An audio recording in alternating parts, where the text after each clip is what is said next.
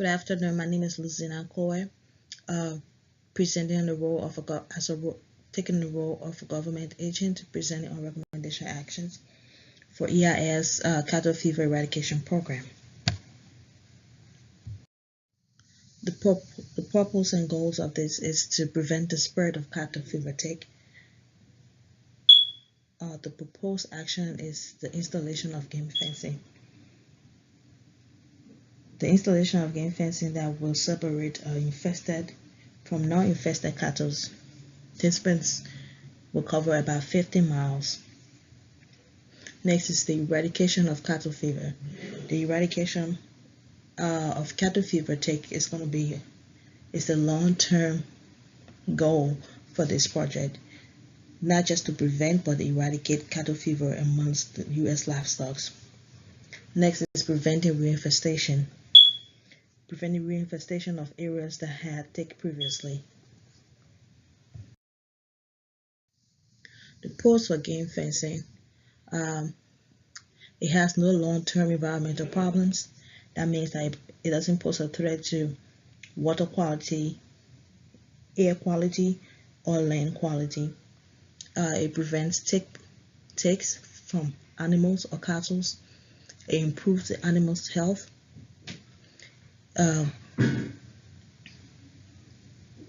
Exposure to human health is very rare, especially with this species of tick. Less work and loss of income for hunters and residents are all pros for this proposed game fencing. The cons for game fencing will be animals confinement, which is not totally safe.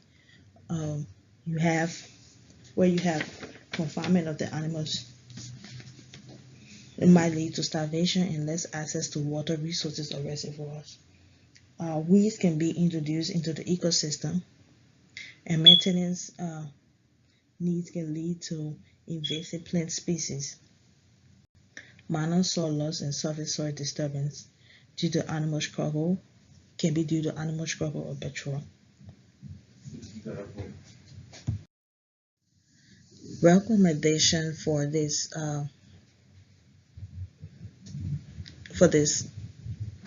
EIS is to implement basic erosion techniques. So basic erosion technique will be planting shrubs or grass, because plant roots would hold the soil together.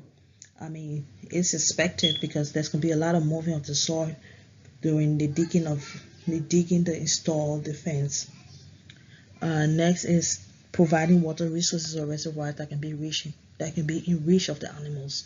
So one of the concern was that the animals will be confined, they will be starved. So to prevent that, having a lot of access to reservoirs within the game fencing that animals have access to. So instead of them trying to go on the fence, trying to get out the fence because they're trying to reach to means of food or means of water, they can have everything right inside or right in reach. And next is the equipment management.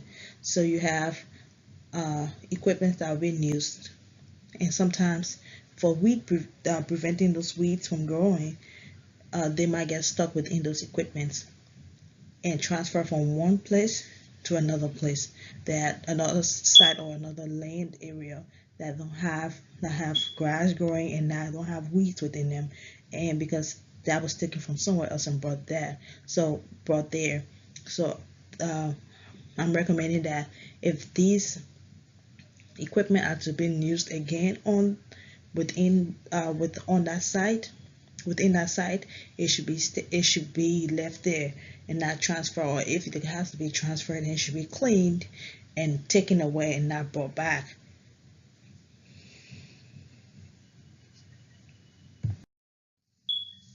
So for my interview summary, I interviewed Dr. Denise Bonella. She's the coordinator for the National Cattle Fever Tick Eradication. She basically stress on what all this previously mentioned, that this project gonna cover counties in few counties in Texas, uh, which is referred to as a wildlife. The plan is to separate infested cattle from non-infested cattle by a fence. So the fence is not just part of the it's just part of the integrative tick management plan, which means the fence is not it's just not only being put up but also looking at areas around it, respecting and treating the animals and treating the animals that are infected, and making sure that the infected animals don't migrate, because ticks can be transmitted from one animal to another. And well, there's a promise that this game fencing will work, because there have been previous studies that have shown that the high fences will restrict the cattle movements.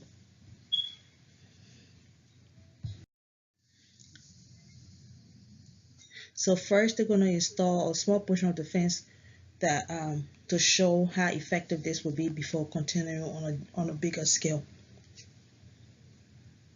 So this is not going to be serving as any threat to the residents or the community, or like I said, there's no impact on roads and residents.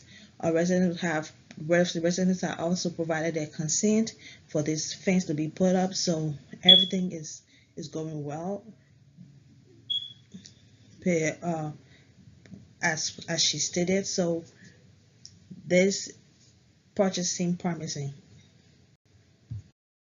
To conclude, cattle fever might rarely affect humans, but it's a devastating infection for animals. It spreads from one animal to another, and if not contained, it becomes a threat to United States livestock, not just for animals in Texas counties. So preventing further spread of ticks through game fencing and finding long-term solution, which is eradication, is a plan proposed for this EIS. With all the good work that is intended for this EIS, it is only befitting that my recommendations be considered. It can serve as a means of taking precaution, covering every loophole pertaining to this project, especially the costs of this project, like negative things that are considered. Well, I want to thank you for the time to listen to my presentation. Again, my name is Luzina Core. Thank you.